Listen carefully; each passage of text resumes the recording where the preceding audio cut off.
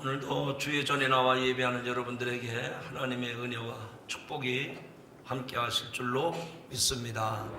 우리 성도들과 서로 인사하시죠. 주님 안에서 만나 반갑습니다. 한 번 더 인사하시죠. 예배드림이 기쁨입니다. 예배드림이 행복입니다. 부산에 가면 5개의 섬이 있습니다.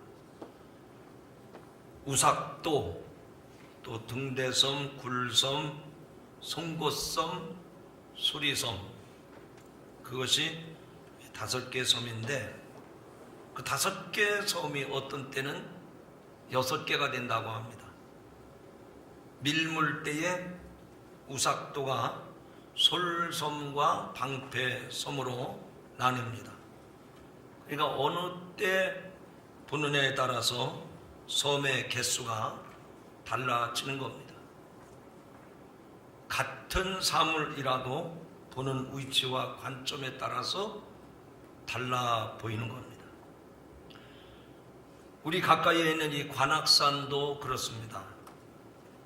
흔히 악자가 들어가는 산은 험한 산이라고 하는데, 저도 관악산이 그 험한 산이로구나, 그래서 별로 산을 올라가 본 적이 없습니다.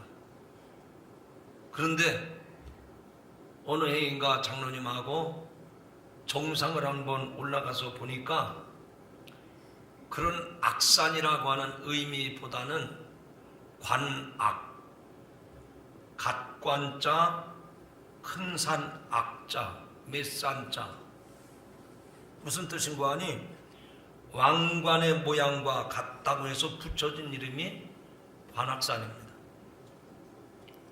능선을 따라서 산행을 하다 보면 아래에서 볼 수 없는 것처럼 이 왕관의 모양을 갖추고 있는데, 그 왕관의 그 뾰족뾰족한 봉우리들이 8개가 있습니다. 그래서 팔봉이라고 얘기를 하는데, 관악산은 둥그렇게 8개의 봉우리가 임금의 왕관과 같은 모양을 했다 해서 악산이 아니라 관악산입니다. 이와 같이 내가 알고 있는 것도 잘못 알고 있는 경우가 허다합니다. 우리의 삶도 마찬가지라고 생각을 합니다. 어떤 사람에게는 망한 일인데 다른 사람의 눈에는 망한 일이 아니라 더 큰 도약의 발판이 되기도 합니다. 오늘 저와 여러분이 믿음을 가졌지만, 믿음을 가지고 하나님을 바라보고 그리고 신뢰하고 나가야 되는데, 하나님이 바라보질 못하는 거예요. 하나님이 보이질 않은 겁니다.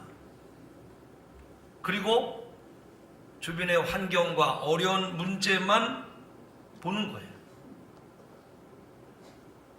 하나님은 이 물레를 돌리면서 날실과 시실로 배옷을 짜듯이, 그리고 모자이크 퍼즐을 맞춰 가시듯이 우리의 삶을 한 올 한 올, 그리고 한 조각 한 조각 엮어 가시는 겁니다. 오늘 하나님께서 주신 본문의 말씀은 요셉이 애굽의 종으로 팔려갔다가 거기서 국무총리가 됐는데, 그때 형들이 찾아와서 양식을 구하는 장면입니다. 형들은 단돈 20세겔로 팔아 넘겼지만 팔아버린 그 요셉이 애굽에서 국무총리가 되어서 그 위치에 올라 있던 겁니다. 요셉은 그 형들에게 3차례나 아버지 야곱의 안부를 물은 후에 드디어 자신의 정체를 밝힙니다. 형들이 나를 애굽에 팔았던 요셉이 바로 접니다. 여러분,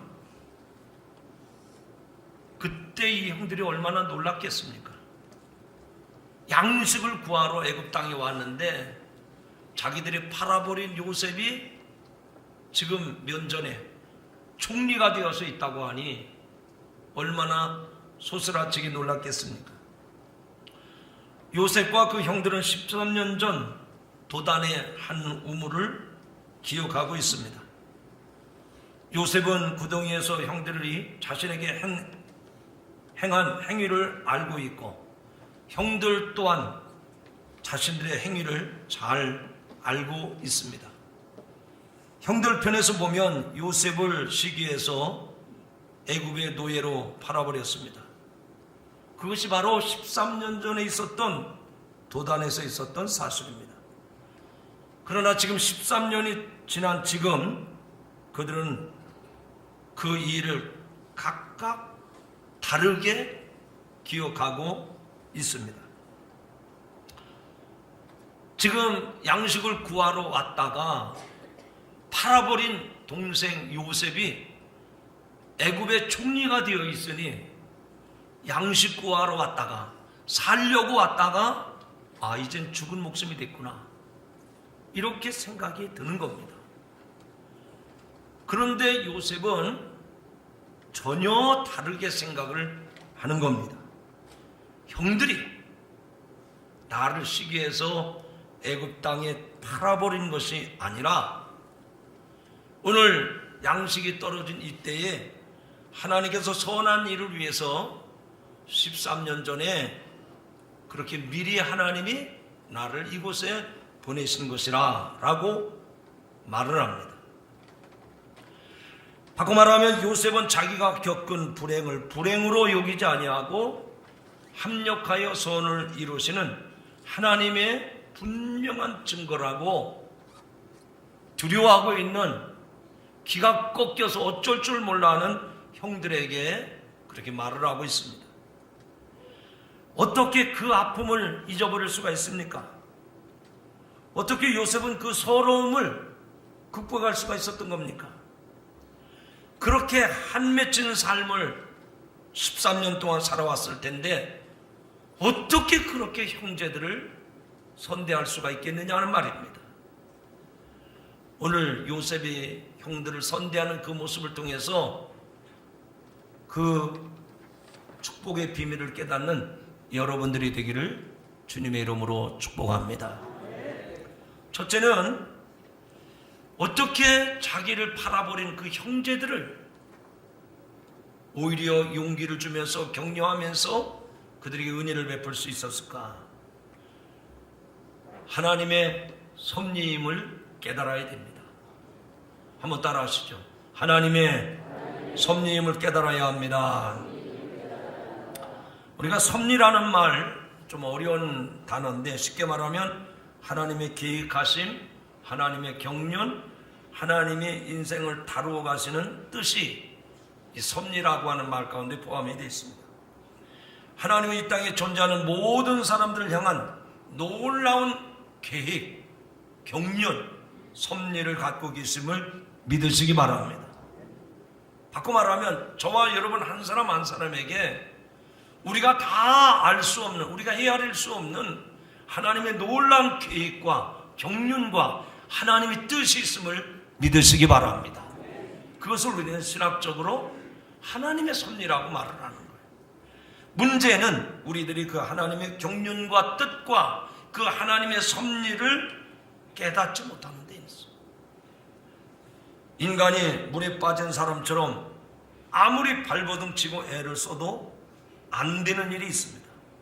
그래서 불신앙의 사람들은 그런 것을 일컬어서 운명이라고 얘기를 해요. 운명이라고, 타고난 운명이라고 말을 합니다. 그러나 하나님을 믿는 우리는 그 모든 과정을 하나님의 섭리라, 하나님의 뜻이라고 말을 합니다. 이처럼 하나님의 섭리는 놀라운 것입니다. 바꿔 말하면 하나님의 섭리는, 하나님의 뜻은 우리들이 다 헤아릴 수 없을 만큼 신비로운 것이 하나님의 섭리인 줄로 믿으시기 바랍니다. 우리의 이성과 우리의 지각을 뛰어넘는 놀라운 뜻이 하나님의 섭리 가운데 있는 것입니다. 오늘 본문은 요셉의 흉년들로 곡식 사러 온 형들과 대면을 통해서 자신을 드러내는 장면입니다. 지금까지 자신의 정체를 형들 앞에 숨겨온 요셉이 마침내 자기가 바로 형들이 팔아먹은 요셉임을 밝히고 있습니다. 오늘 읽은 말씀 가운데 4절 5절의 말씀 보면 이런 말씀이 나옵니다. 요셉이 형들에게 이르되 내게로 가까이 오소서. 그들이 가까이 가니 이르되 나는 당신들의 아우 요셉이니 당신들이 애굽의 판자라. 당신들이 나를 이곳에 팔았다고 해서 근심하지 마소서. 한탄하지 마소서. 하나님의 생명을 구원하시려고 나를 당신들보다 먼저 보내셨나이다. 할렐루야. 여기서 요셉은 그 형들에 대한 한 맺힌 그런 미움, 증오, 그런 한을, 그런 감정, 미움의 감정들을 드러내지 않습니다. 형들이 자신을 팔아버린 것은 자기를 시기해서가 아니라 저 하나님의 섭리인 것을 밝히고 있는 것입니다. 자신을 판 것이 형들이 아니라 이 위기의 때에 그 가족을 구원하시기 위한 하나님의 놀라운 섭리의 결과임을 고백하고 있습니다. 사랑하는 성도 여러분, 이 말씀을 들으시면서 오늘 우리의 인생길에도 이해할 수 없는 일들이 참 많이 일어납니다.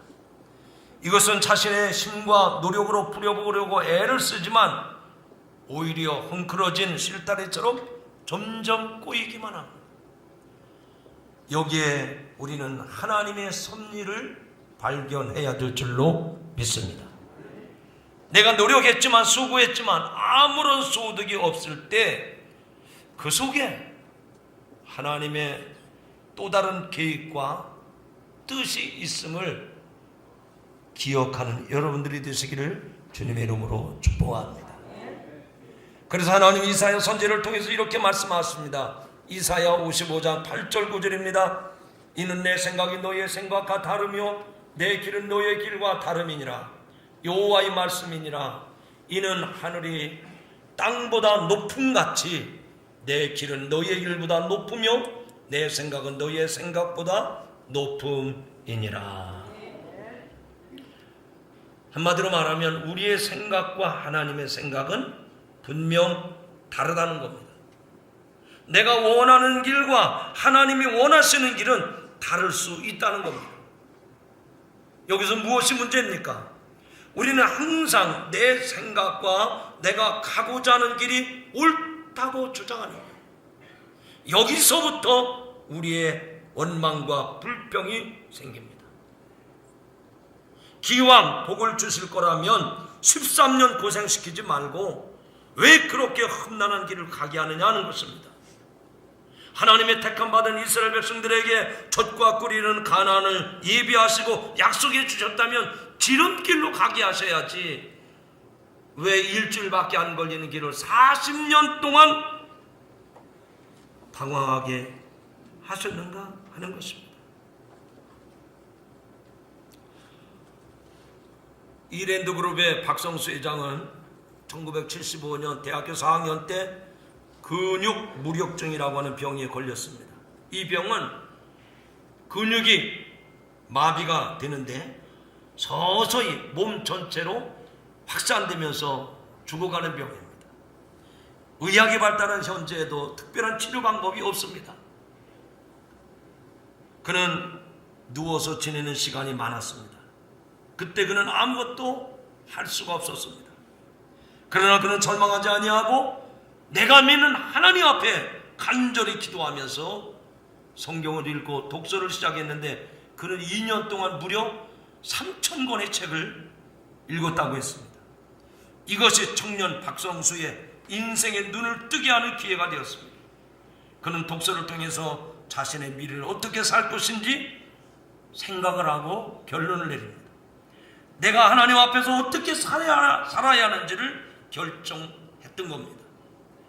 그를 절망으로 몰아넣었던 근육 무력증이 오히려 후에 이랜드 그룹을 창립해서 회사를 경영하는데 너무나 소중한 가치를 얻는 축복의 기회가 되었다고 하는 겁니다.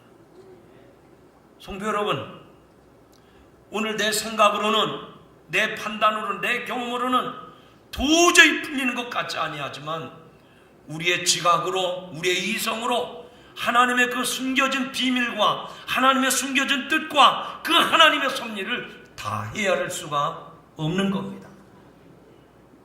그러므로 눈에 보이는 현실을 바라보고 좌절하고 낙심하고 절망하지 마시고 기도하면서 말씀 보시면서 나를 향하신 하나님의 계획과 섭리가 무엇인지 주님 앞에 좀 더 가까이 나가는 성도들이 되기를 주님의 이름으로 축복합니다. 우리는 언제나 환경을 바라보고 하나님을 탓합니다. 문제의 책임을 하나님께 전가시킵니다. 나는 열심히 최선을 다해서 하나님 앞에 바르게 살려고 몸부림치는데 하나님은 왜 도와주시지 아니하고 계속해서 내 인생을 꼬이게 하시느냐고 따집니다. 반항을 합니다. 거역을 합니다. 그러나 오늘 이 말씀을 듣는 순간부터 여러분의 생각을 바꾸시기 바랍니다. 그 문제 가운데 우리가 보지 못했던 하나님의 놀라운 축복의 비밀과 하나님의 뜻과 하나님의 섭리가 있음을 믿으시기 바랍니다. 오늘도 부를 텐데 매 주일마다 예배가 끝나면 여러분이 이 세상을 향해서 여러분의 가정을 향해서 여러분의 직장을 향해서 나갈 때 부르는 찬송가 파송의 찬송이죠. 그 찬송 가사 2절에 보면 이런 내용이 나옵니다. 주님이 뜻하신 일 헤아리기 어렵더라도 언제나 주 뜻 안에 내가 있음을 아노라. 주님이 뜻하신 일 내 생각으로 내 판단으로 다 헤아릴 수가 없어요. 그러나 언제나 주 뜻 안에 주님의 섭리 안에 내가 있음을 확신하는 성도가 되시기를 주님의 이름으로 축복합니다. 이것이 우리의 인생을 불행에서 행복으로 바꾸는 축복의 비밀인 줄로 믿습니다. 내 입장에서 내 뜻대로 해석하면 도저히 문제가 풀리질 않아요. 그러나 저 높은 하나님의 관점에서 다시 한번 생각해 보면 그렇게 실타래처럼 얽히고 설킨 문제가 아무것도 아니에요. 하나님의 시로라기 한 가닥 잡아드는데 술술술술 풀려가는 줄로 믿습니다. 오늘 이 자리에 나오신 성도 여러분, 여러분이 처한 현실이 힘들고 답답하고 앞이 캄캄합니까? 그래요. 여러분의 생각으로는 불안합니다. 안 될 것 같아요. 그러나 환경을 탓하거나 문제에 얽매이지 마시기 바랍니다. 여러분의 생각, 여러분의 판단을 내려놓으시고 하나님 말씀을 붙들고 주님 앞에 나가면 그 하나님은 우리가 생각하는 어려움을 통해서 전화 위복의 기회가 되게 하실 줄로 믿습니다. 오늘 이 말씀을 듣는 성도 여러분, 다시 한번 하나님을 만나는 이 아침이 되시길 주님의 이름으로 축원합니다. 두 번째로는 사랑의 눈물이 있어야 된다 하는 얘기입니다. 남을 용서하지 못하고 사랑하지 못하는 자는 인생의 행복을 결코 누릴 수가 없습니다. 요셉은 자신의 모든 삶이 하나님의 섭리 안에 있음을 믿었던 사람입니다. 그리고 용서와 사랑의 삶을 살았던 사람이 요셉입니다. 인간적인 입장에서 보면 형들을 용서한다고 하는 것은 정말 쉽지 않은 일입니다. 남들도 아닌 형들이 동생을 죽이려고 했던 일, 그리고 그 동생을 이방 땅에 노예로 판 것을 생각하면 그야말로 치가 떨리는 일입니다. 만약 요셉의 애굽 땅에서 13년 동안 형들에 대한 복수심으로 불태웠다면 요셉의 인생이 어떻게 되었을까요? 지금 국무총리의 자리에 올라가 있는 것이 아니라 저 바로 궁중에 있는 감옥 깊은 곳에서 죄수복을 입고 벽을 치며 통탄해하고 있었을 것입니다. 하나님의 섭리도 깨닫지 못했을 뿐만 아니라 자신의 인생을 비관하며 복수의 칼을 갈았을 것입니다. 그 결과는 불을 보듯 뻔한 것 아니겠습니까? 사랑하는 성도 여러분, 오늘 이 말씀을 들으면서 저와 여러분에게 깨달음이 있기를 주님의 이름으로 축복합니다. 누군가 진심으로 용서하지 못한다면 그 사람은 자유의 몸이라 하더라도 사실은 감옥에 갇혀 지낸 사람과 다를 바가 없습니다. 엄밀하게 말씀드리면 용서는 상대방을 위해서 하는 것이 아니라 나 자신을 위해서 용서해야 하는 것입니다. 누군가를 미워하면 자신의 마음이 어둠의 영에 사로잡힐 수밖에 없습니다. 계속해서 미움의 감정을 부추겨서 시간이 지날수록 더욱 악한 생각으로 우리의 영혼을 끌어가게 되는 겁니다. 결국 나도 모르는 사이에 마귀의 종노릇을 하게 되고 파탄에 이르게 되는 겁니다. 예수님께서 우리에게 주기도문을 가르쳐 주셨죠. 그 기도문 가운데 보면 용서의 기도가 나옵니다. 우리가 우리에게 잘못한 사람을 용서한 것 같이 우리의 죄를 사하여 주옵시고. 여러분, 우리의 기도가 하늘 보좌를 움직이지 못하고 주변을 맴돌 때가 있습니다. 성경에 응답받지 못하는 기도가 있습니다. 믿음으로 하지 않는 기도, 하나님의 뜻대로 하지 않는 기도, 자신의 정욕을 이루기 위한 기도, 그리고 중요한 것 한 가지는 남을 용서하지 못하는 기도. 절대로 응답될 수가 없습니다. 오늘 이 시간 저와 여러분이 하나님 앞에 부르짖으면 우리의 신음에도 응답하시는 하나님이시라고 했는데, 오늘 이 말씀에 의지해서 남을 위해서가 아니라 여러분 자신을 위해서라도 남을 용서하는, 그리고 남을 사랑할 수 있는 성도들이 되기를 주님의 이름으로 축복합니다. 주님이 나를 무조건 용서해 주신 것처럼 내가 먼저 주님의 사랑을 가지고 용서하시고 다가가시기를 바랍니다. 내 자존심, 내 이기적인 생각 내려놓으실 때 그 사람이 복을 받는 것도 중요하지만 내가 복받는 비결이 됨을 믿으시기 바랍니다. 요셉은 자기를 바라본 형들을 본 것이 아니라 형들을 만나게 하신 하나님의 은혜를 생각합니다. 자신을 노예로 판 형들을 통해서 역사하신 그 하나님의 섭리를 봅니다. 그래서 너무 감격한 나머지 오늘 말씀해 보니까 대성통곡을 합니다. 얼마나 소리 높여 울었는지 궁중에 다 들릴 정도로 그 애굽의 신하들이 다 알 정도로 소리 높여 웁니다. 여기 45장 2절에 보니까 요셉이 큰 소리로 우니 애굽 사람에게 들리며 바로의 궁중에 들리더라. 또 15절 말씀, 요셉이 그 형들과 입맞추며 안고 우니 형들이 그제서야 요셉과 말하니라. 여러분, 지금 우리가 이 본문의 내용을 보면 요셉의 입장에서는 원수 갚을 날이 온 거예요. 원수는 외나무 다리에서 만난다고 하는 말처럼 양식을 구하러 제 발로 찾아온 그 형들을 다 처단할 수 있는 절호의 기회입니다. 그런데 그 형들을 무조건 용서할 때 하나님의 은혜가 강물처럼 이 요셉의 마음속에 흘러넘치므로 그 감정을 억제할 수가 없어서 하나님 앞에 대성통곡하는 요셉의 모습, 이것이 우리 성도들이 본받고 따라야 할 신앙의 모델인 줄로 믿습니다. 여러분, 우리가 하나님 앞에 나와서 믿음 생활하면서 기도하면서 말씀을 들으면서 내 마음속에 계속해서 원한과 증오심이 불타오르고 있다고 하면 내가 복받는 길을 스스로 걷어차는 거예요. 오늘 여러분에게 요셉과 같은 눈물이 있어지기를 주님의 이름으로 축원합니다. 그게 억지로 되는 게 아니에요.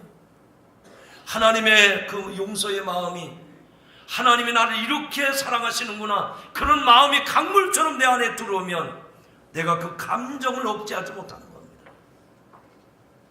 저는 우리 시대에 예수 믿는 성도들의 불행은 어디에 있느냐? 이 은혜의 눈물을 잊어버렸다는 거예요.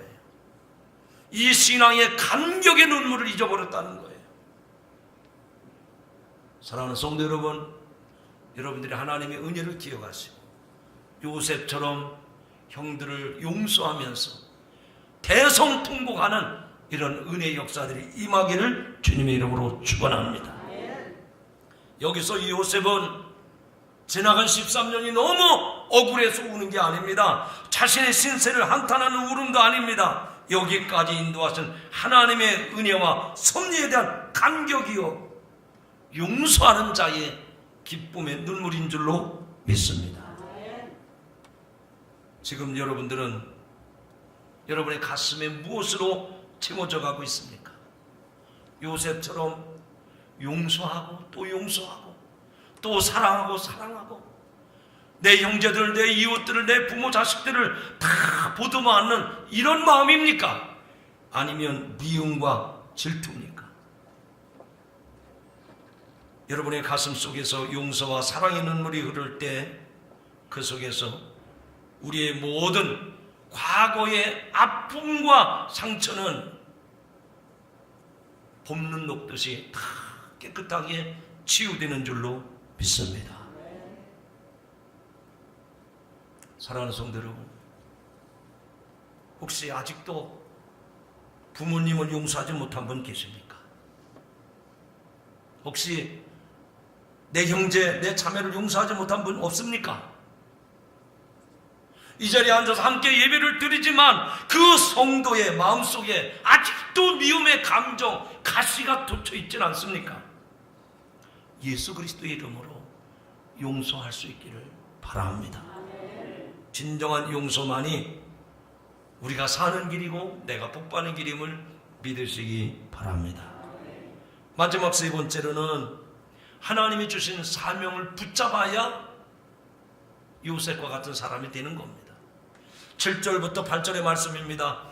하나님의 큰 구원으로 당신들의 생명을 보존하고 당신들의 후손을 세상에 두시려고 나를 당신들보다 먼저 보내셨나니 그런즉 나를 이리로 보낸 이는 당신들이 아니요 하나님이시라. 하나님이 나를 바로에게 아버지로 삼으시고 그 온 집의 주로 삼으시며 애굽 온 땅의 통치자로 삼으셨나이다.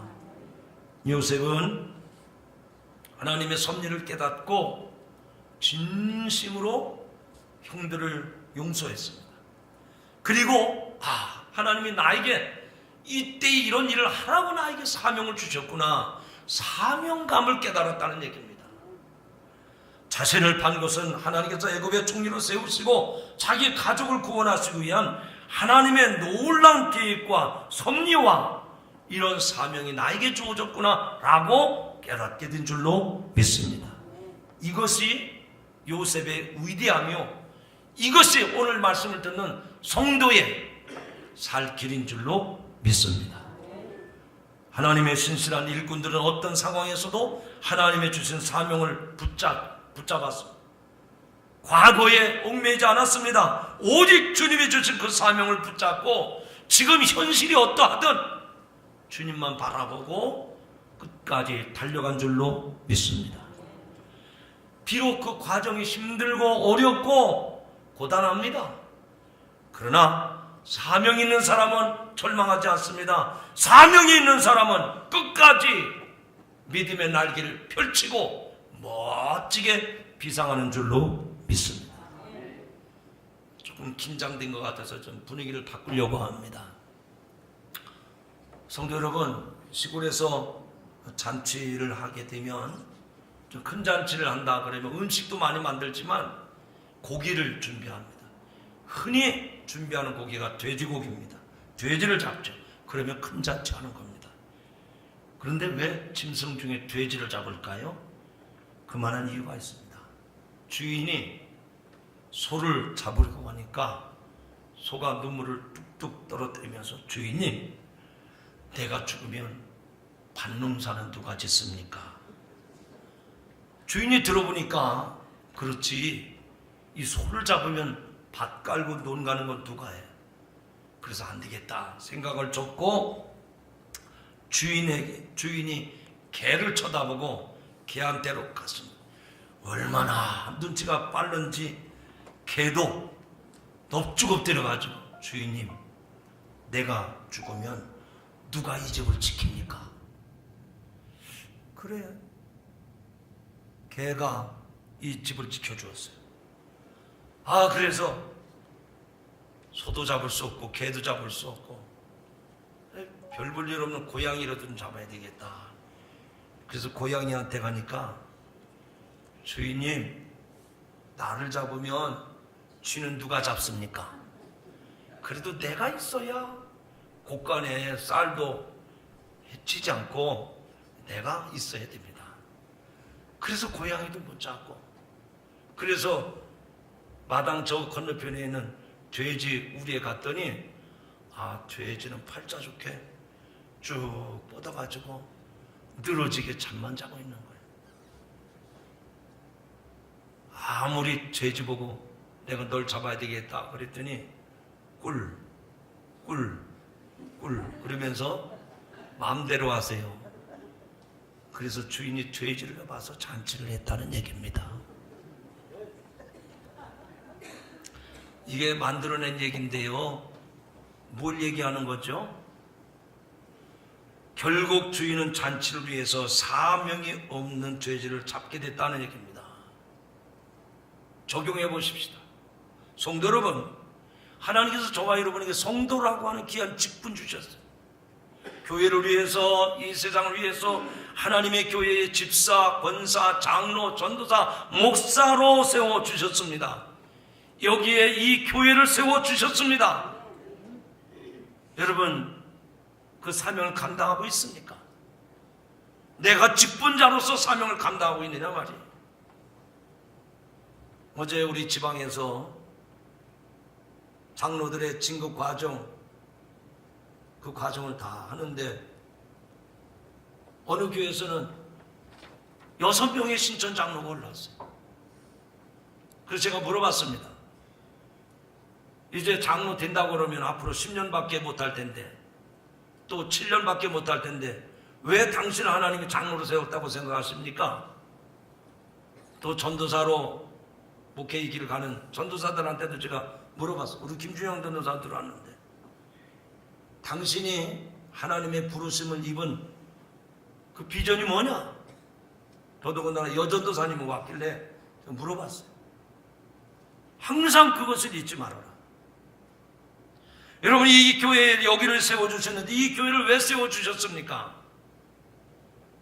오늘날 이 땅에 많은 기관과 단체들이 있는데 여러분들의 어떤 삶의 액세서리를, 유흥을 즐기기 위한 그런 장소가 아닙니다. 여기에 있는 성도들을 통해서, 이 교회를 통해서 이 세상에 수많은 영혼들이 지옥 가고 있는데 그들을 한 영혼이라도 구원해서 구원받은 백성 삼게 하라고 이곳에 교회를 세워주시고 이곳에 직분자를 세워주신 줄로 믿으시기를 바랍니다. 우리가 그 사명을 잃어버리면 주님이 뭐라고 말씀했습니까? 소금이 그 맛을 잃으면 세상에 버려져서 사람들의 발에 밟힐 뿐이니라 말씀했어요. 사명이 없으면 비참해지는 겁니다. 사랑하는 장로님들, 권사님들, 집사님들, 내 생명 하나님이 거둬가시는 그 순간까지, 내 입에서 말이 떨어지는 그 순간까지 복음 전하다가 가시기를 주님의 이름으로 축원합니다. 이런 사명을 잊어버리면 하나님 왜 납니까? 하나님 하필이면 왜 접니까? Why? 하나님에 대해서 원망이 나오는 거예요. 신앙생활, 교회 생활이 괴로운 거예요. 그러나 하나님의 섭리를 바라보시면, 그리고 하나님이 나에게 향하신 그 사명이 분명하다고 여겨지면 하나님 나를 불러주신 거 감사합니다. 그래서 평생 주를 위해서 충성하며 살아가게 될 줄로 믿습니다. 이제 말씀했습니다. 한번 깨진 유리는 다시 원상태로 돌릴 수가 없습니다. 붙이더라도 이전과 같지는 않습니다. 그러나 하나님 깨진 유리병과 같은 우리를 새롭게 빚어 주십니다. 다만 우리는 하나님께서 일을 시작하시며 주도하시고 모든 것이 합력하여 소원을 이루게 하시는 그곳에 소망을 두고 살아가시기를 축복합니다. 이제 야곱이 요셉을 만나 죽기 전에 이렇게 그 요셉을 축복합니다. 창세기 49장인데요. 요셉은 무성한 가지 곧 샘 곁에 무성한 가지라 그 가지가 담을 넣었도다. 여러분, 요셉처럼 샘 곁에 무성한 가지가 되시기를 축복합니다. 그 축복이 내 안에만 머물러 있는 것이 아니라 담을 넘어서 생명을 살리고 세상을 구원하는 축복의 통로가 되시기를 바랍니다. 오늘 우리에게 다가오셔서 우리의 주어진 현실을 뛰어넘어서 하나님의 놀라운 계획과 하나님의 놀라운 섭리와 놀라운 뜻을 우리를 통해서 펼쳐가심을 믿으시고 인간관계에 맺혀진 것들을 다 주님의 사랑으로 풀고 주님이 주신 그 사명을 붙잡고 한결같이 달려가는 복된 성도들이 되길 주님의 이름으로 축복합니다. 기도하시겠습니다. 하나님의 은혜를 감사합니다. 저희들이 무엇이간데 하나님 우리를 사랑해 주셔서 이렇게 구원받은 백성 되게 하시고 부족하고 미련하고 어리석지만 우리에게 귀한 사명 주시어서 하나님 영혼을 살리는 일에 쓰임받게 하시고 이렇게 믿음의 공동체를 이루어가게 하시니 진심으로 감사드립니다. 주님, 우리가 이 세상 사는 동안에 우리의 생각대로 일이 되지 않고 힘들고 어려울 때가 있습니다. 그러나 불행을 불행으로 여기지 않게 하시고 원수를 복수하지 않게 하여 주시옵소서. 그러기 위해서 하나님의 섭리를 깨달아 알게 하여 주시고 주님이 나를 무조건 용서해 주신 것처럼 사랑으로 눈물로 용서하게 하여 주시옵소서. 더 나아가서 하나님에게 주신 이 사명을 끝까지 붙잡고 달려가게 하여 주시옵소서. 그래서 합력하여 선을 이루시는 하나님의 놀라운 역사들이 오늘 말씀을 듣고 결단하는 이들 가운데 함께하여 주옵소서. 예수님의 이름으로 간절히 기도하옵나이다. 아멘.